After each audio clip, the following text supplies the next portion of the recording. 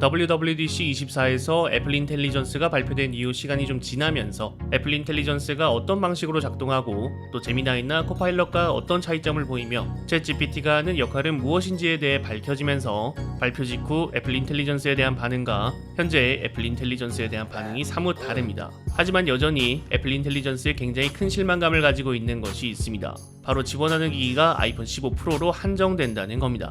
애플 인텔리전스를 통해서 현재 최고가의 아이폰 판매를 유도하는 것이냐, 혹은 곧 출시될 아이폰 16 시리즈의 판매를 유도하는 것이냐, 욕을 먹을 수밖에 없는 상황인데 여러분들을 설득할 수 있을지는 모르겠지만 애플이 이에 대해서 해명을 하는 인터뷰를 했습니다. 유명 테크 블로거 존 그루버가 진행한 데어링 파이어볼이라는 토크쇼에 애플의 머신러닝 및 인공지능 부문 수석 부사장 존 지안 안드레아와 마케팅 담당 수석 부사장 그렉 조스위아, 소프트웨어 엔지니어링 수석 부사장 크레이그 페더리기가 참석하여 애플 인텔리전스에 대한 이야기를 나누었고, 그 이야기 중 왜 애플 인텔리전스는 아이폰 15 프로에만 제한되는가에 대한 이야기도 있었습니다. 존 지안 안드레아는 대규모 언어 모델의 추론은 엄청나게 많은 계산을 요구하는데 이러한 모델을 유용하도록 빠르게 실행하기 위해서는 기기의 대역폭과 애플의 뉴럴 엔진의 크기 그리고 기기의 성능이 결합되어야 한다. 이론적으로는 구형기기에서도 애플 인텔리전스 구동이 가능하지만 너무 느리기 때문에 유용하지 않다라고 언급했고, 이 언급에 진행자 존 그루버는 새로운 아이폰을 판매하려는 전략이 아니냐라고 질문하자 그렉 조스위악은 전혀 그렇지 않다. 만약 그런 목적이었다면 맥과 아이패드도 최신형 제품에서만 애플 인텔리전스를 지원했을 것이다 라고 답했고, 크레이그 페더리기는 애플 인텔리전스 정도의 모델을 아이폰에서 실행할 수 있는 것은 매우 특별한 일이며 사용할 수 있는 기기 모두가 8기가 이상의 램을 가지고 있는 것은 결코 우연이 아닐 것이다 라며 애플 인텔리전스의 최소 조건에 대해서 은연중에 이야기를 했습니다.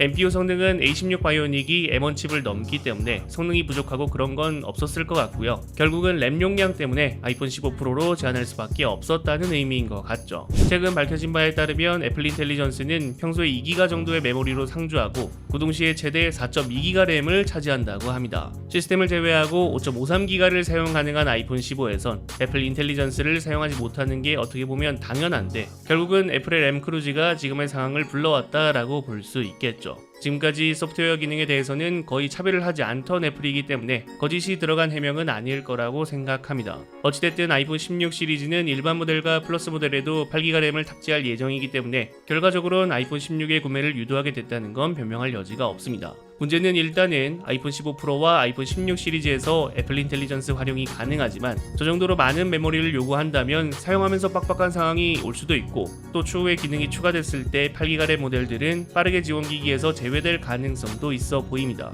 정확한 건 나와봐야 알겠지만 쾌적한 사용 환경을 위해서는 12기가 램을 탑재할 것으로 예상되는 아이폰 17 프로쯤 돼야 하지 않을까 생각되네요. 여러분들이 생각하시는 애플 인텔리전스에 대해서 댓글을 남겨주시면 감사드리겠습니다. 시청해주셔서 감사합니다. 지금까지 알비였습니다.